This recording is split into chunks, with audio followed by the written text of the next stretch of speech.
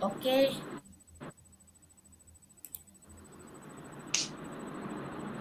Assalamualaikum dan selamat sejahtera kepada Prof. Okey, hari ini kumpulan kami ingin terdiri daripada Madalina.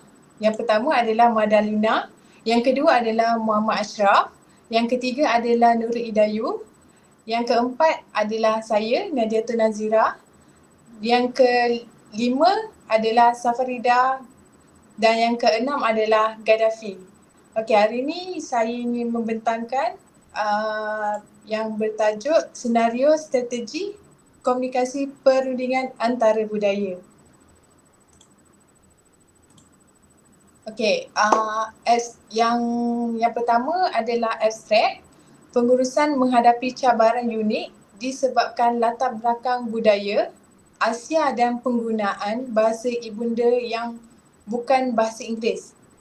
Tugasan yang meneroka tindakan atau langkah-langkah yang perlu diambil oleh pengurus apabila dilantik sebagai ahli kumpulan perundingan, termasuk persediaan, latihan komunikasi antarabangsa, pengamatan dan penyesuaian.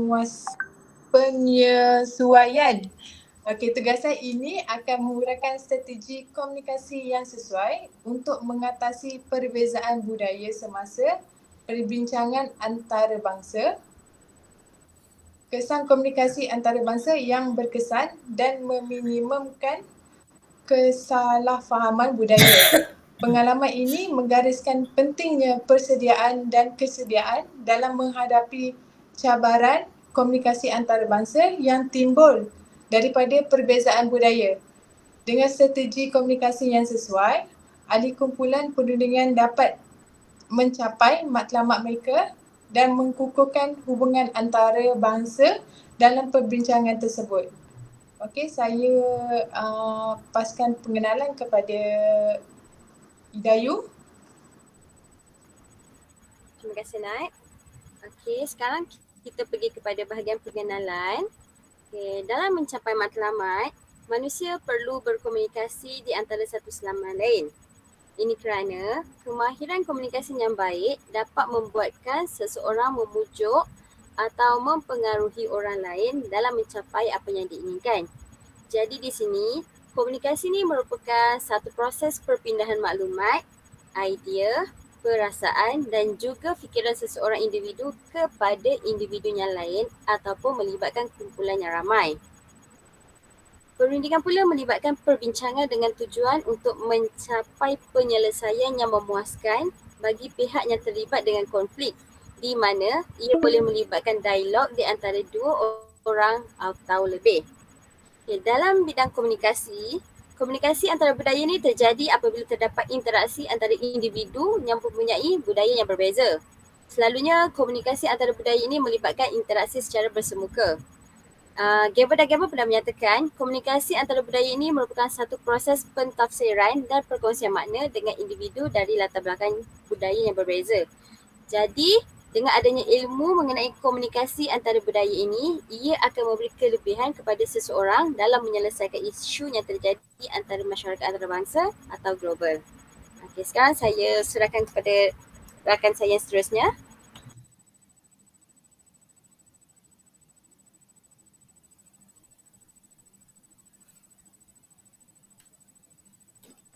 Okey, bagi menguasai bahasa Inggeris dengan baik, seseorang itu perlulah mempunyai komunikasi yang efektif. Bahasa Inggeris adalah salah satu bahasa utama dalam perbincangan antarabangsa dan perundingan global. Dengan menguasai bahasa Inggeris dengan baik, ahli kumpulan perundingan akan dapat berkomunikasi dengan jelas dan efektif dengan wakil-wakil dari negara-negara lain. Oleh itu juga, kemudahan berbual dan berunding. Dalam sesi perundingan, seringkali terdapat komunikasi informal di samping komunikasi formal. Menguasai bahasa Inggeris dengan baik akan membolehkan ahli kumpulan perundingan untuk berbual dengan wakil-wakil dari negara-negara lain dengan lebih santai, memudahkan proses berunding dan mencapai penyelesaian yang baik. Manakala kemahiran diplomasi, bahasa Inggeris adalah alat penting dalam diplomasi. Kemahiran berkomunikasi dengan baik dalam bahasa ini akan memudahkan ahli kumpulan perundingan dalam menjalankan tugas diplomatik. Mereka akan berkesan seperti merundingkan perjanjian antara negara-negara atau mempromosikan kepentingan Malaysia secara global. Oleh itu, sumber maklumat adalah sangat penting. Terdapat banyak sumber-sumber maklumat penting, laporan dan dokumen perundingan yang dihasilkan dalam bahasa Inggeris. Menguasai bahasa ini akan membolehkan ahli kumpulan perundingan mendapat akses kepada maklumat terkini dan relevan yang diperlukan untuk membuat keputusan yang bijak. Dan seseorang itu perlulah menunjukkan kredibiliti Malaysia. Kemahiran dalam bahasa Inggeris akan meningkatkan kredibiliti Malaysia di peringkat antarabangsa. Ini akan membantu mengukuhkan kedudukan negara dalam perbincangan dan perundingan dan dapat menjadikan Malaysia lebih berpengaruh dalam arena antarabangsa. Jadi konklusinya, menguasai bahasa Inggeris akan menjadi seseorang lebih terbaik. Menguasai bahasa Inggeris dengan baik adalah satu bentuk tanggungjawab dan penghormatan terhadap tugas sebagai perwakilan Malaysia. Ini menunjukkan komitmen untuk memainkan peranan yang berkesan dalam perundingan antarabangsa demi kepentingan negara. Okey, seterusnya saya serahkan kepada kawan yang lain. Okey, terima kasih Gaddafi. Okey, yang kedua adalah latihan perbualan dan simulasi. Okey, latihan ini membolehkan ahli kumpulan memahami dengan lebih mendalam gaya komunikasi yang digunakan dalam budaya Amerika Syarikat.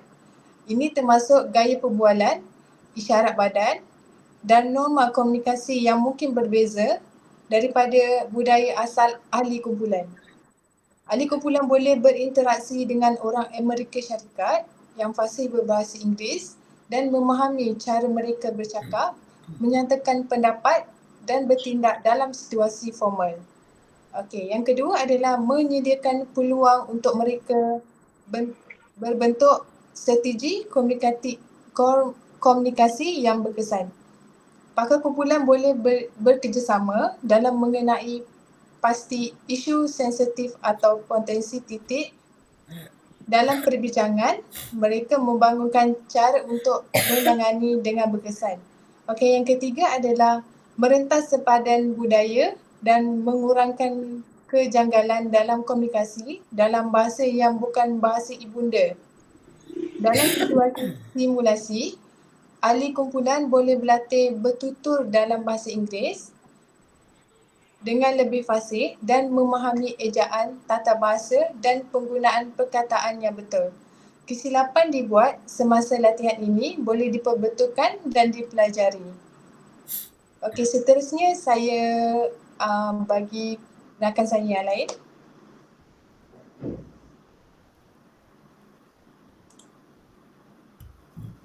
Okey, terima kasih Nat.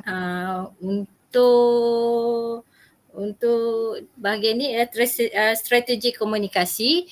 Yang pertama, menyesuaikan diri dengan pendekatan sebelah pihak lagi, iaitu menggunakan kaedah menyesuaikan diri dengan pendekatan dari pihak lain.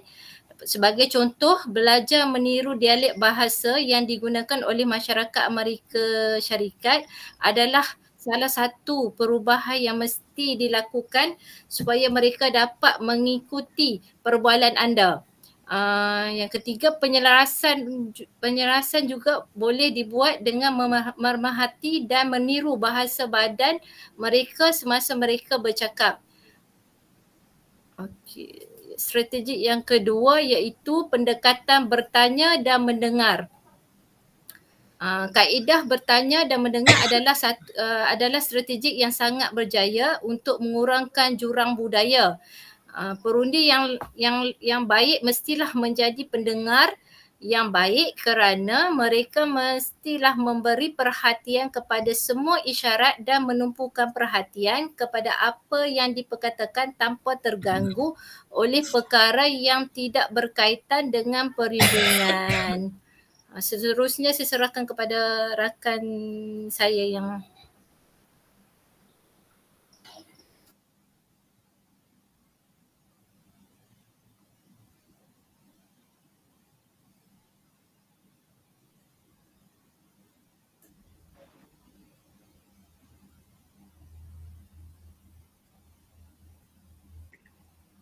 kesedaran budaya. Pelajari budaya lain. Sebelum komunikasi dengan individu atau kumpulan dari budaya yang berbeza, penting untuk memahami budaya mereka dengan membaca, mengikuti kursus atau berinteraksi dengan orang-orang dari budaya tersebut. Hal ini akan membantu kita mengelakkan konflik dan menghormati cara hidup mereka. Berikan penekanan kepada komunikasi antara budaya. Kita perlulah sentiasa peka ketika berkomunikasi dengan orang lain dari budaya lain dan pastikan bahawa mesej yang disampaikan sesuai dengan norma-norma budaya mereka. Tanya soalan dan dengar dengan tekun. Kita perlulah tanya soalan untuk mendapatkan pemahaman yang lebih baik tentang pandangan mereka dan dengar tekun tanpa membuat pentafsiran terlebih dahulu. Menggunakan bahasa yang sederhana. Kita perlulah menggunakan bahasa yang mudah difahami dan elak menggunakan frasa atau perkataan yang kompleks atau kiasan yang mungkin sukar difahami. Hal ini dapat mengelakkan salah faham berlaku. Hormati nilai-nilai dan kepercayaan. Pastikan bahawa mesej atau maklumat yang ingin disampaikan tidak menyinggung atau menentang nilai-nilai kepercayaan mereka. Pentingkan bahasa badan dan isyarat. Kita haruslah menjaga bahasa badan, ekspresi muka dan isyarat kerana ia boleh membantu dalam komunikasi antara budaya. Ini boleh menjadi cara untuk menyampaikan rasa hormat, persetujuan atau penolakan tanpa menggunakan kata-kata. Okey, seterusnya saya serahkan kepada rakan yang lain.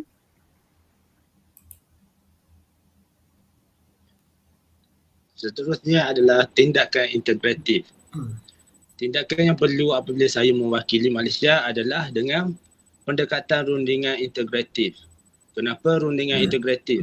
Kerana bila kita kembali kepada sejarah pendekatan rundingan integratif, teori asal lahir untuk golongan Euro-American ini diaplikasikan kepada klien yang berlainan budaya. Integratif bermaksud usaha satu penyelesaian yang menguntungkan, yang menggunakan 5 proses yang kompleks, iaitu bermula dengan penyediaan dan perancangan, seterusnya penentuan peraturan dasar, penjelasan dan justifikasi, serta penyelesaian masalah dan pelaksanaannya. Pendekatan integratif juga membingkai perundingan sebagai salah satu interaksi berpotensi menghasilkan kemenangan kepada kedua-dua pihak, di mana kriterianya adalah objektif, di mana kemungkinan untuk untung bersama dan menekankan kepentingan maklumat kedua-dua pihak untuk menyelesaikan masalah, di mana yang berlaku dalam delegasi antara Malaysia dan Amerika. Memandangkan pendekatan ini fokus kepada penyelesaian masalah, kerjasama, keputusan dan keuntungan bersama, maka menghendaki kerjasama kedua-dua pihak untuk memperoleh kemenangan berlaku. Jadi pendekatan ini amat relevan kerana berakar umbi daripada bidang hubungan antarabangsa, teori politik, persefahaman antara budaya dan pendekatan ini dikhaskan sebagai kaedah pelaksanaan penyelesaian masalah antara budaya, di mana masyarakat Asia lebih memilih untuk menyimpan di dalam hati bagi menjaga perhubungan kedua pihak, manakala masyarakat Barat pula lebih untuk berterus terang. Seterusnya saya akan pas kepada kesimpulan. Terima kasih Ashraf. Kesimpulannya, komunikasi dan budaya perlu berjalan seiring untuk mendapatkan maklumat yang berkesan. Di samping input yang diperolehi daripada pendengar itu jelas dan senang difahami dengan apa yang disampaikan. Strategi komunikasi bukan sahaja digunakan untuk menyelesaikan masalah tetapi dapat memperluaskan keberkesanannya di dalam komunikasi. Justeru dapat merapatkan jurang di antara budaya dan pengetahuan bahasa asing dan kelangsungan perbualan. Selain itu, pemahaman dan pengetahuan terhadap budaya luar perlu ada pada penyampai yang menjalankan komunikasi tersebut, serta dapat mengurangkan perselisihan faham terhadap maklumat yang ingin disampaikan. diperlukan. Dan akhir sekali, untuk mendapatkan komunikasi yang berkesan, dua elemen penting iaitu budaya dan komunikasi perlu saling berkait rapat bagi mengelakkan identiti budaya masing-masing. Sekian, terima kasih. Terima kasih.